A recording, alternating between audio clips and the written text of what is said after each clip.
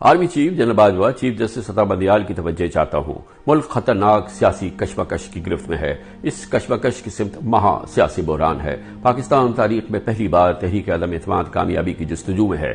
جاری جدوجہد کے دو اہداف ہیں۔ پہلے تحریک اعتماد کامیاب ہو، عمران خان حکومت ختم ہو۔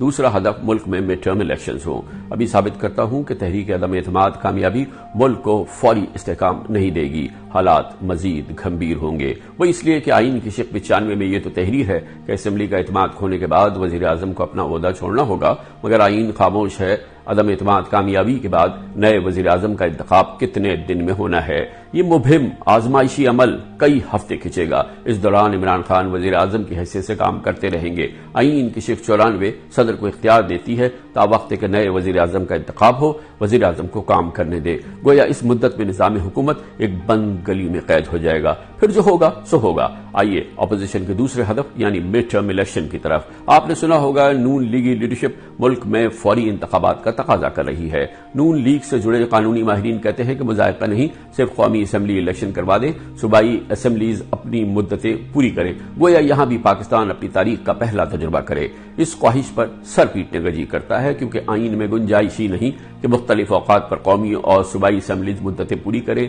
علیحدہ علیحدہ الیکشنز ہو۔ اپوزیشن بتائے جب وہ صرف قومی اسمبلی الیکشن کال کرے گی تو آئین کی شق 224 کا کیا ہوگا جو انتخابات مرکز و صوبوں میں غیر جانبدار عبوری حکومتوں کے تحت کرانے کا تقاضا کرتا ہے؟ کیا واقعی نون لیگ چاہتی ہے کہ آئندہ قومی اسمبلی الیکشن سندھ میں زرداری کی PPP اور عمران خان کی حکومت کی موجودگی میں ہو اور آئین منہ دیکھتا رہ جائے؟ ارے بھائی لازم ہے وفاقی اور صوبائی حکومتیں اسمبلیز ایک ساتھ تحلیل ہوں، ملک بھر میں غیر جانبدار عبوری حکومتیں الیکشن کروائیں۔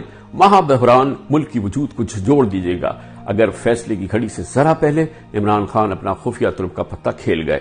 اپوزیشن مشن تہس نہس ہو جائے گا مگر بڑی قیمت چکانی پڑے گی۔ کسی کے ہاتھ کچھ نہیں آئے گا۔ میں ہاتھ جوڑ کے جنرل قمر جاوید باجوہ جسٹس عطا بدیال سے درخواست کرتا ہوں اثر رسوخ استعمال کریں، پاکستان کو گہری کھائی میں گرنے سے بچائیں۔